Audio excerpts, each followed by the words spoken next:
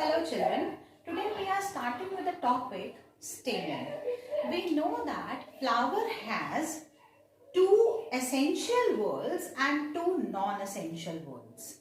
The essential whorls are also called as reproductive whorls. And two reproductive whorls of a flower are stamen and pistil, which we called as androecium and gynoecium respectively. In this section, we will study only with the stamen part, which is also called as microsporophyll. The stamen, as we all know, is having two parts. One is called as anther and another is called as a filament. In many times, like in the NEET questions, it is asked that which is the proximal part of a stamen.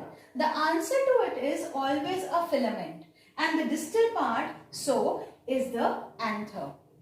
Anther is of two types.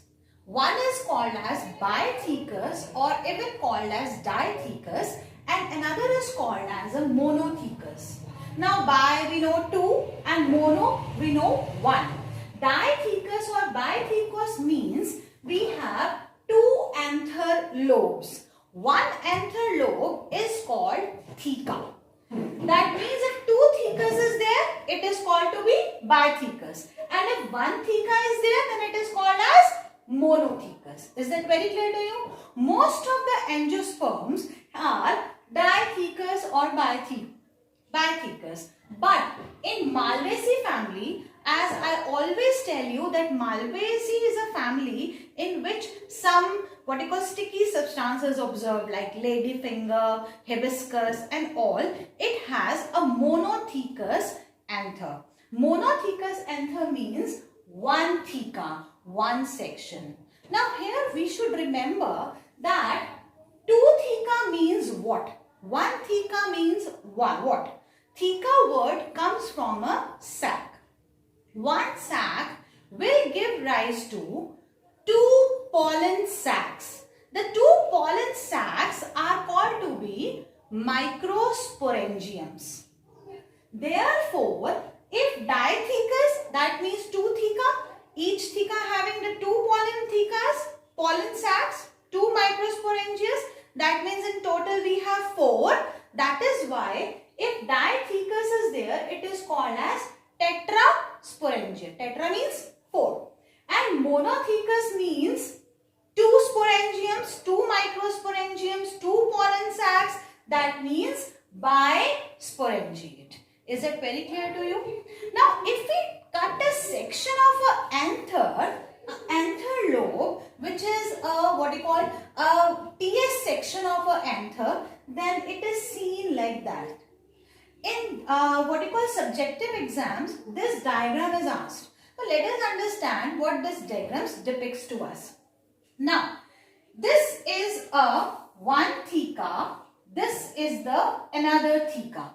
Is that very clear to you? Now, each theca we know we have two sporangiums. These are called as microsporangiums.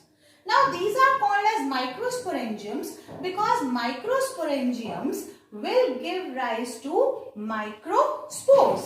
That means male gametes. These are two microsporangiums in one theca. There are two microsporangiums in the other theca. That is why it is called as 1, 2, 3, 4 tetrasporangiate.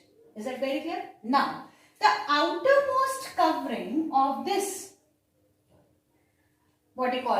that anther, it is called as epidermis. Outermost covering, it is a single layer, one layer thick, and we know epidermis is there for protection.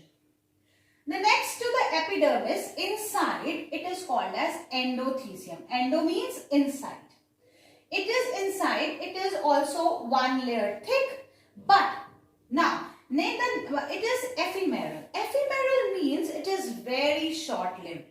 That means in the mature embryo, this endotheciums just degenerate after giving nourishment to the inner layers of the anther. Is it very clear to you? Now, inside the endothecium, we have middle layers. These are 1, 2, 3, can be 1 layer thick, 2, 3, 5. 1 to 5 layers thick, we have the middle layers. These middle layers are single uninucleated, and its major what you call function is to give protection and then give nourishment to the inner going pollen grains. Next, inside we have the what you call the layer, a very important layer here called as tapetum. Tapetum is the innermost layer of the anther and which gives what you call protection to the inner sporogenous tissue. This tapetum has many functions, and it is the most important part which is asked many a times in the exams. This tapetum is what you call, first point, it provides nourishment to the inner sporogenous tissue. Then second, it is very importantly, it is multinucleated. It is multinucleated, or we can say it is a polyploid. It can be 3N, 4N, 5N, more than 2N. And I have always told you that if anything is multinucleated, the main purpose of multinucleated is what? It gives nourishment. Is that very clear to you? Now, one more thing very important is that tapetum also give rise to the Ubish granules. These Ubish granules is very important to prepare sporopollen. Sporopollen is the layer of a pollen grain, which is the outermost layer of the what you call pollen grain, which is a most important layer of a pollen grain. It is what you call most resistant organic substance, and there is no known chemical to what you call disintegrate it. Next, if give rises to a pollen kit. You must have noticed that pollen grains are powdery, sticky, yellowish substances there. This pollen kit give rise to that, so that they become sticky and they are easy to disperse. They are attractive to the bees also, so that they get attracted and it is easy to pollinate the different flowers. Next is compatibility. Again, a very important point. Compatibility means the pollen grains are provided a compatibility by the tapetum layer only. That means a particular type of a plant will be pollinated with that particular species only. That means if the rose is going to be pollinated, a rose pollen grains are needed, and that compatibility is made by what you call this tapetum layer, right? So one more thing we will discuss here is there is one thing called connective, which is made up of parenchymatous tissues and it is sterile in nature. This is the layer, this is the tissue from which this filament is attached to the anther. So this part is called as connective. This part is called as connective, which is sterile. That means it does not participate in formation of any gametes and anything else. This is the back of the anther, this is the front of the anther. In the front part, it is having a deep groove. It is just so that it is easy to what you call connect to the what you call filament only. Now we are seeing here the depressions here. These are called as stomium. The stomium is also called as a line of dehiscence. This means when the anther gets matured, this layer becomes more thin, and from here only the dehiscence takes place. When the dehiscence takes place, this pollen grains are dispersed here from here, and this is how the pollen grains are pollinated. Next, in the next section, we will discuss how the sporogenous tissues which are diploid in nature, this sporogenous tissue is diploid in nature. These are called as microspore mother cell. Microspore